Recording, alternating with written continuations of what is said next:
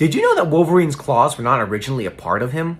In the first few appearances of Wolverine, his claws were meant to be retractable pieces of his gloves and were changed in later appearances. If that had remained the case, we would have gotten a lot less shirtless Hugh Jackman, huh? Did you know the Hulk was originally gray? Yeah, the team at Marvel wanted the Hulk to be a gray character, and even in his first issue, he was. But they had problems with the printing, so they switched him to his now famous green color. I don't know, something about a gray Hulk makes me think like, you wouldn't like me when I'm depressed. Did you know Iron Man was real? Well, sort of. The character of Tony Stark was modeled after real-life billionaire and inventor Howard Hughes. And if the name Howard sounds familiar, that's because Marvel then named Tony's dad after him, Howard Stark. Thankfully for us MCU fans though, unlike the real Howard Hughes, Tony Stark doesn't store his pee in jars. Did you know Captain America was originally going to be called Super American? But Stan Lee and Jack Kirby thought there were way too many super guys flying around, so they changed his name. Can you imagine, instead of calling him Cap, they all called him Soups? Is that where he got his name?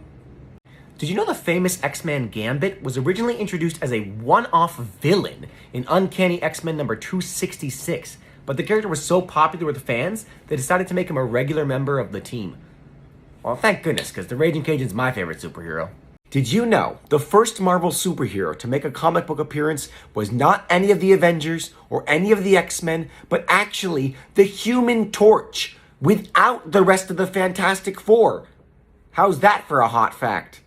Did you know the character Squirrel Girl has defeated some of the most powerful villains in the Marvel Universe, including Doctor Doom, Galactus, and Thanos?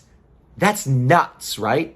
Did you know that after years of debate, including in the film Mallrats, in 2011, Stan Lee confirmed that the Thing is orange and rocky just like him?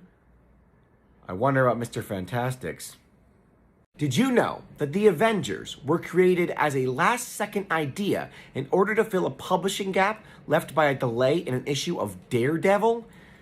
Just like Matt, Marvel could not see what a good idea it was. Did you know, in early issues of Ghost Rider, Jesus Christ appeared as a supporting character named The Friend?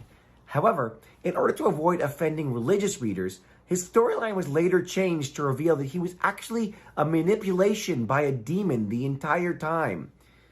I'm sure that appeased religious readers, revealing that Jesus Christ was actually a demon the entire time.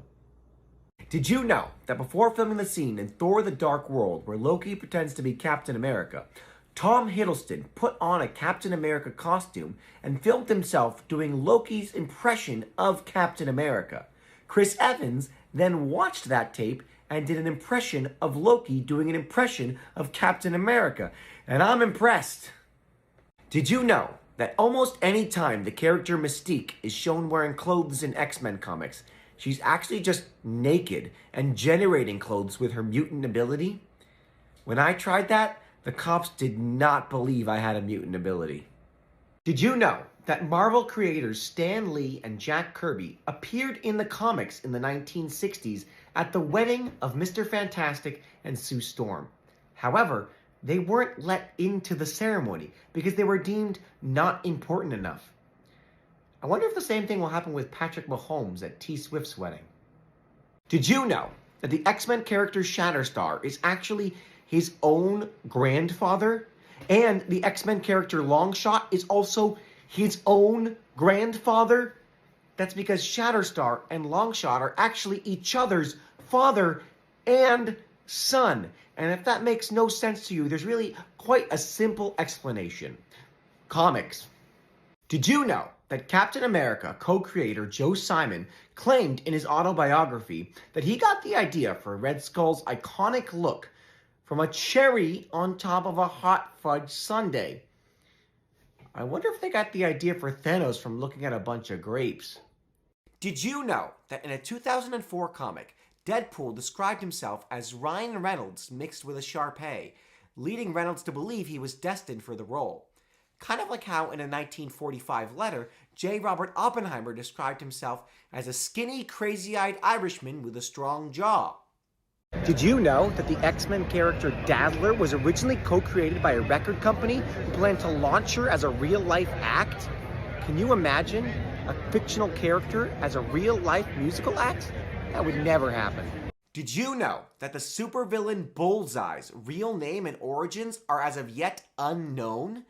He's gone by the name Benjamin Poindexter on several occasions, including in the Netflix series. However, the character also claimed in a comic that that's just one of the many names he's used.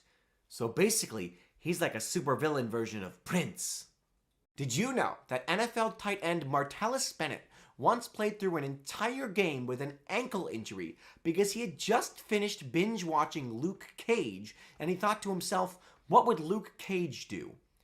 When I thought that to myself last time, I got shot in the arm, and let me tell you, I am not bulletproof. Did you know that Wolverine's now iconic facial appearance and sideburns were modeled after the actor Paul D'Amato in the 1977 Canadian film Slapshot? And if you've never heard of him, well, now you know what he looks like.